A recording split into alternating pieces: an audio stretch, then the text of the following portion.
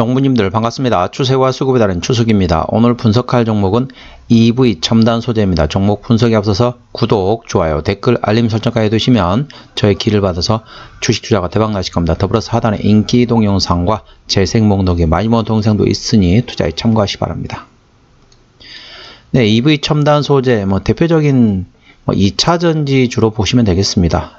지금 주가가 올해 이제 연초 4월 달에 이제 2차전지 한번 고점 찍었죠. 이때도 한번 고점 찍고 그 이후로는 현재는 계속 흘러내리고 있는 상황이다. 그렇게 보시면 되겠습니다. 이게 이제 아무래도 현재 이제 예를 들면 에코프로 BM을 포함한 2차전지주 양극재들이 전반적으로 흐름을 안 좋으면서 동반해서 이 2차전지 주들이 전반적으로 하락하고 있다 보시면 되겠습니다.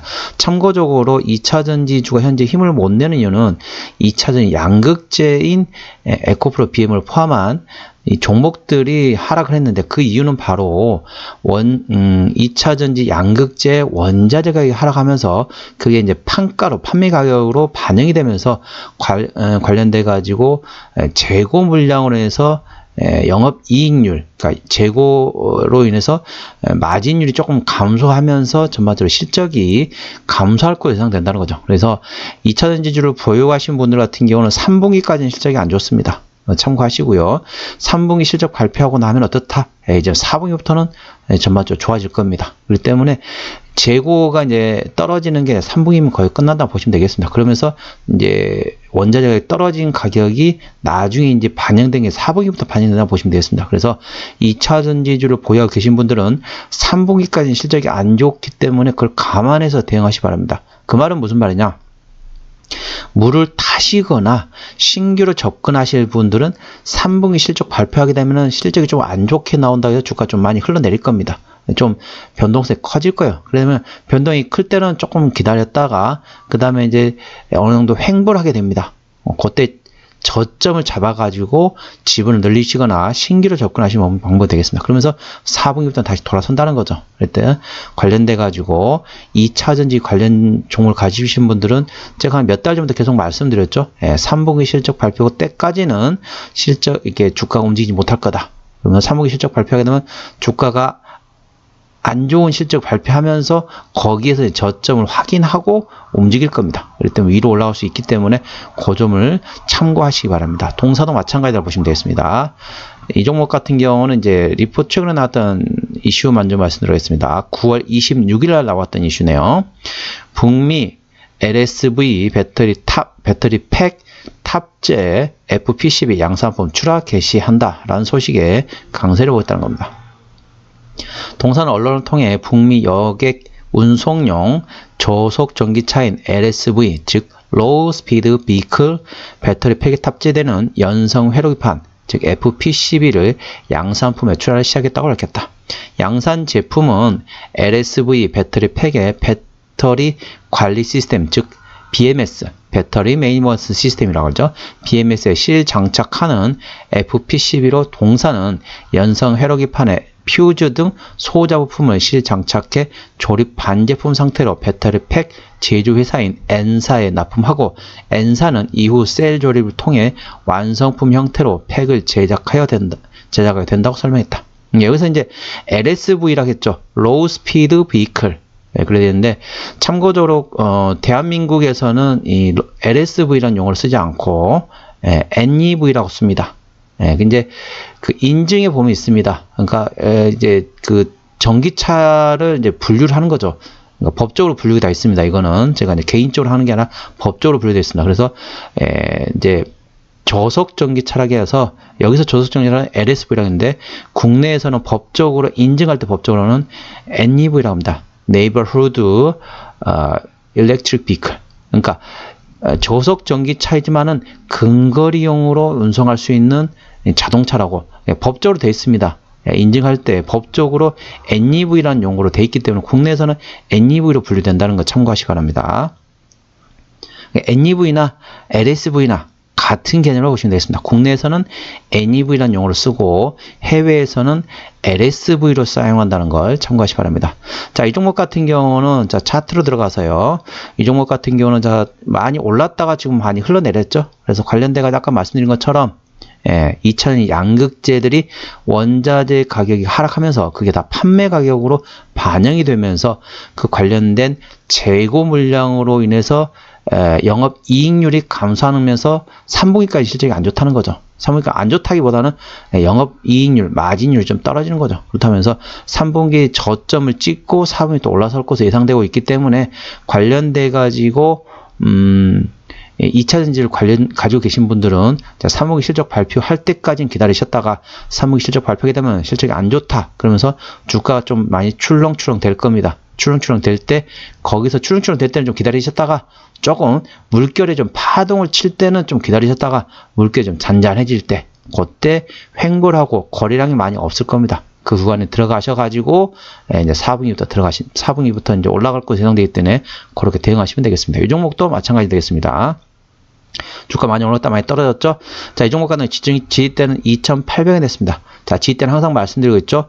종가상입니다. 장중은 의미가 없고 종가상 2,800원 이탈이 되면 리스크 관리한다고 말씀드리면 되겠고, 다른 말로 표현은 뭐냐? 신규로 접근하실 분들은 2,800원 부근에 들어가시는 것도 방법이란 거죠.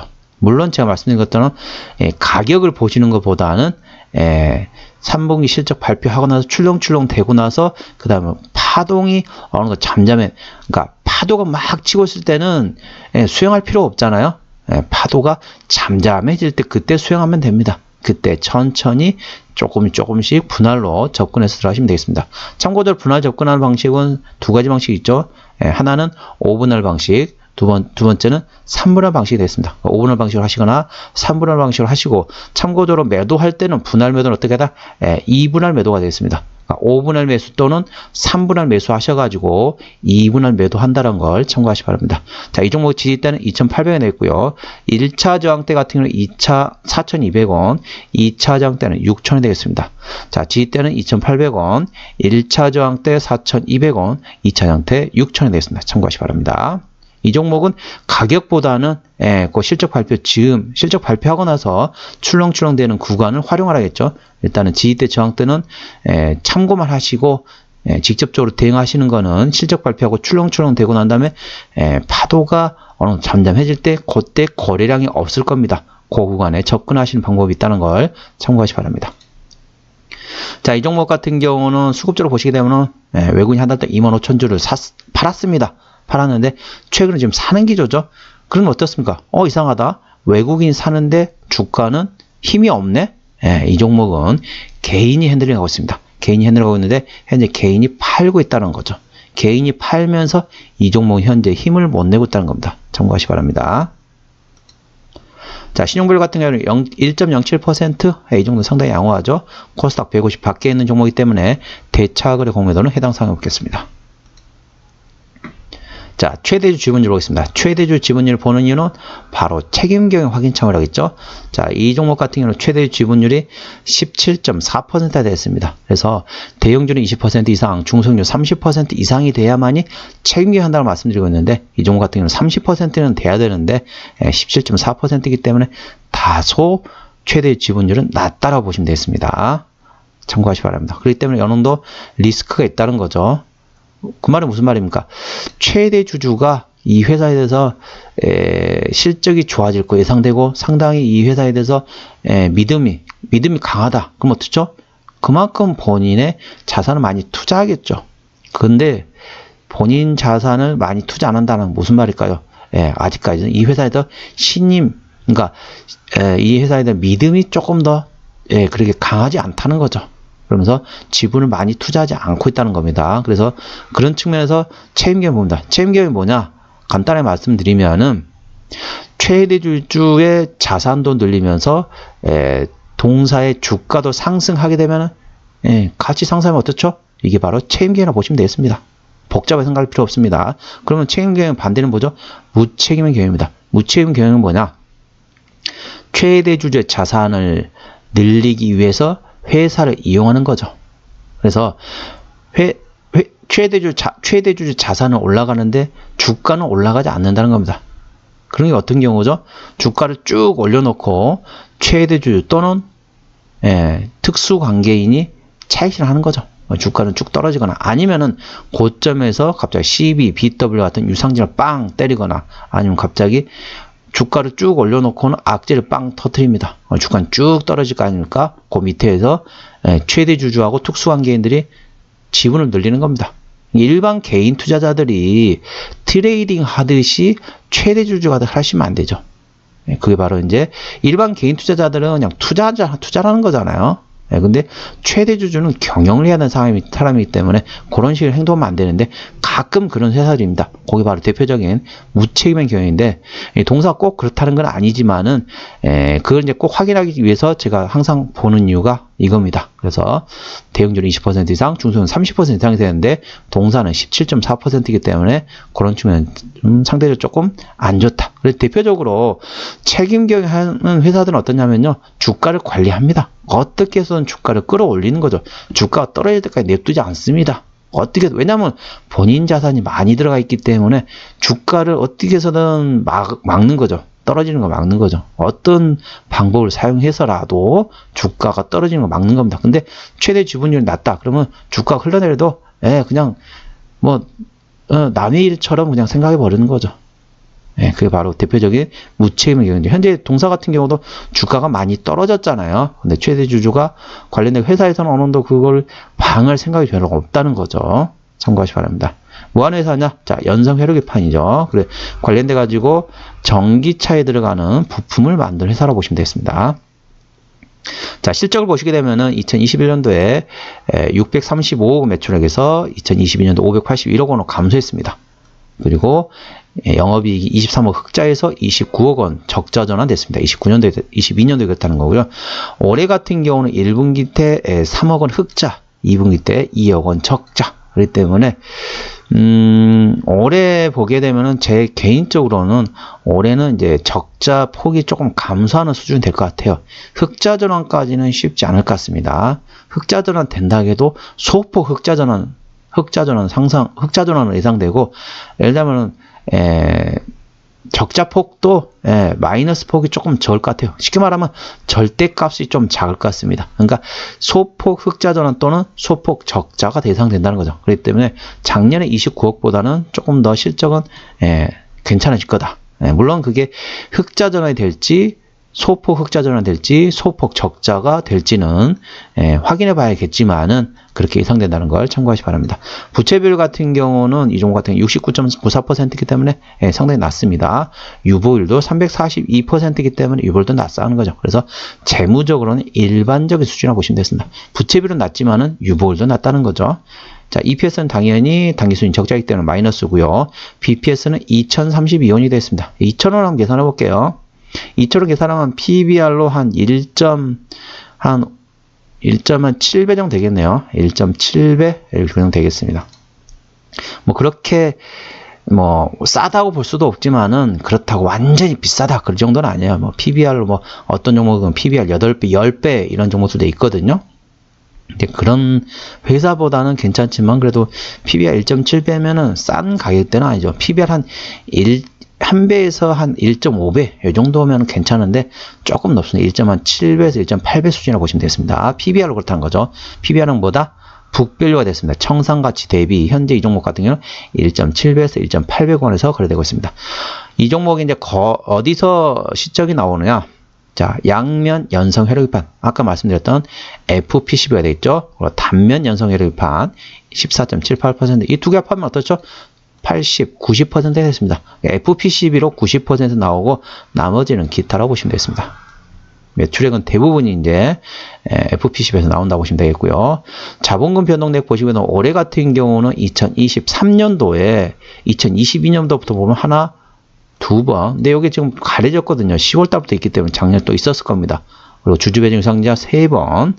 이 3번 했었는데 아마 10월 이전에 좀 더 했었을 겁니다. 그리고 2023년도만 보면은 한 차례, 두 차례, 세 차례, 네 차례, 다섯 차례, 여섯 차례.